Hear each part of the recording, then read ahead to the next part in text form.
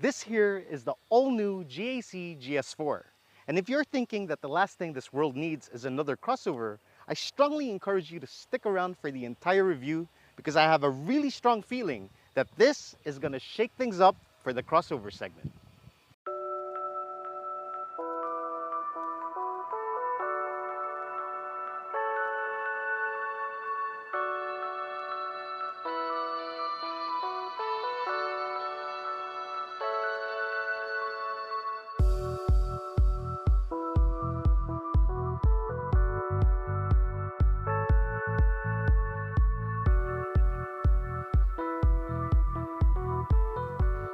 The GAC GS4 is a compact crossover, which means it can compete with the likes of the Honda CR-V, the Toyota Corolla Cross, the Chery Tiggo 7 Pro, and the Ford Territory. But what sets this apart is the fact that it's priced significantly lower. This can be yours for 1,098,000 pesos, which means that from a pricing standpoint, this also competes with the likes of the Geely Coolray and the MG ZS. But the question is, does this have more to offer aside from being affordable? Well, if you were to base that on looks alone, I'm sure it wouldn't be too difficult to get someone to pay significantly more for this. Now, looks may be subjective, but I'm sure that we can all agree that this does not look cheap, especially considering everything you get here, such as these dual LED headlights that come equipped with LED DRLs and turn indicators. As far as I'm concerned, the styling is well balanced. It isn't dull or boring, nor is it too radical or offensive. GAC calls this their flying dynamics aesthetic, and what they try to do is make this look as authentic as possible. However, along the side, you'll see that they follow the trend when it comes to rising belt lines and floating roof designs. But I guess you can't blame them because everyone seems to be doing that, and the bottom line is, it looks good. And I think it would look even better with bigger wheels, but at least you get these 17-inch alloys wrapped in 225 60 series tires. You also get disc brakes, front and back. Moving on to the rear, you get these LED taillights, which are meant to mimic a hawk spreading its wings. What I'm not particularly fond of are these fake dual exhausts. Opening the tailgate is done manually, and it reveals 470 liters of cargo space, which is more than adequate. But if you need more, you can always fold the rear seats down to give you 1,560 liters. So as you can see, this is fairly well equipped, and that's not just for its price point, because what isn't obvious is the fact that 62% of this body is made of high-strength steel. Now, let's go check out the rest of the interior.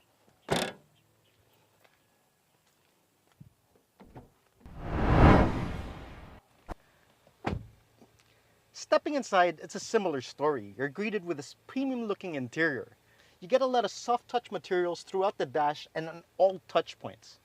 Everything just feels really nice in here, and that's not just confined to all the touch points because all the switchgear feels sturdy and solid. There's even some contrast stitching to break the monotony. And if this all-black interior seems a bit bland for you, you can also opt for a two-tone interior. Now the steering wheel is only made of urethane, but it also feels nice to the touch, and the best part is you can adjust it for tilt and reach.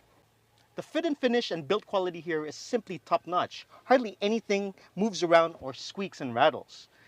Even the seats feel nice to the touch. The leather is very soft and supple. They also have a European flair, but aesthetics aside, they're also extremely comfortable. They provide just the right amount of bolstering, and there is good under-thigh support, which really helps with long drives. The ergonomics are also pretty good. You get a dual-zone climate control system, which is very easy to operate as you get physical buttons. Now the buttons are all the same, so you will have to take your eyes off the road until you get used to this to operate the AC system. Now in true GAC fashion, the button to engage gears is actually behind the gear lever. So you're going to have to use your middle finger for that, which may take some getting used to, but it's easy to get the hang of it. And besides, it's a better way to put your middle finger to good use. Now the infotainment system comes in the form of this 8-inch touchscreen, which by now is smothered in fingerprints because the only physical button you get for that is the volume knob, which is mounted right over here. You do get a few more buttons to control a few more functions on the steering wheel. But you're going to have to use the touchscreen for most of the functions, especially if you're sitting on the passenger side. However, it is fairly responsive.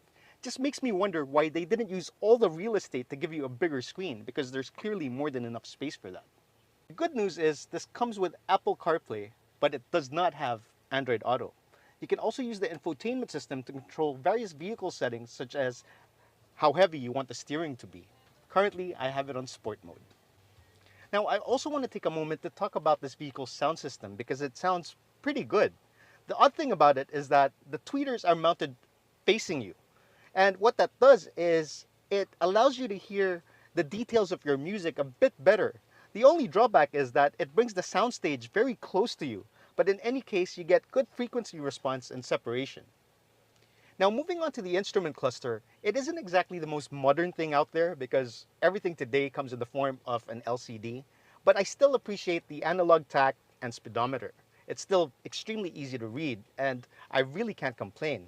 You also get a multi-information screen which displays your battery voltage, and it also comes with a tire pressure monitoring system.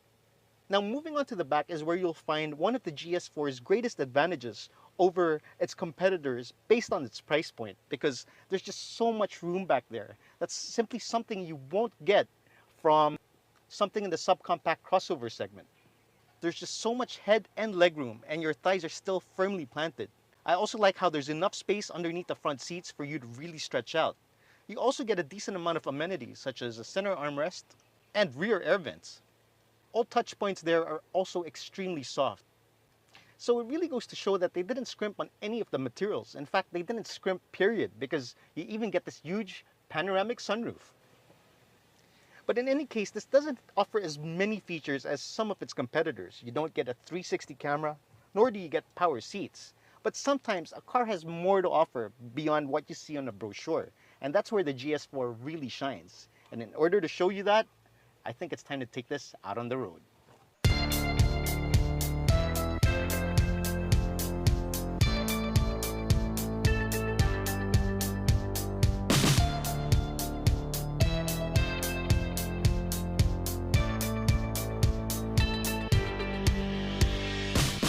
Driving the GS4 will really make you wonder how they got this down to such a competitive price point, because the refinement that this offers can pass for something that costs twice as much.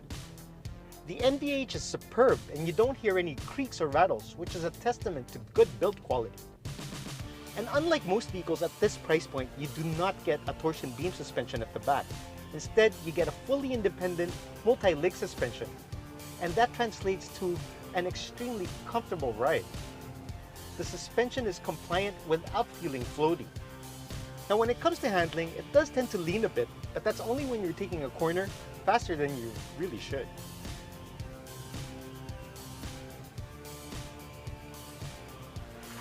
Now, under the hood, you get a 1.5-liter turbocharged 4-cylinder engine, which puts out 166 horsepower and 265 Newton meters of torque.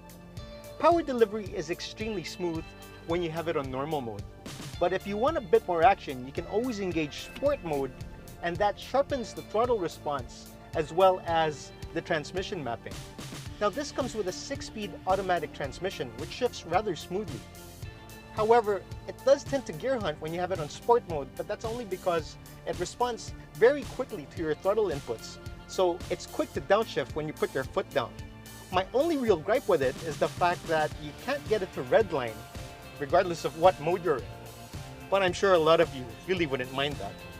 This also has an eco mode, which can net you over 14 kilometers per liter on a long drive, which is quite phenomenal. So with all things considered, there really isn't anything to complain about, because refinement like this is really hard to find, especially at this price point.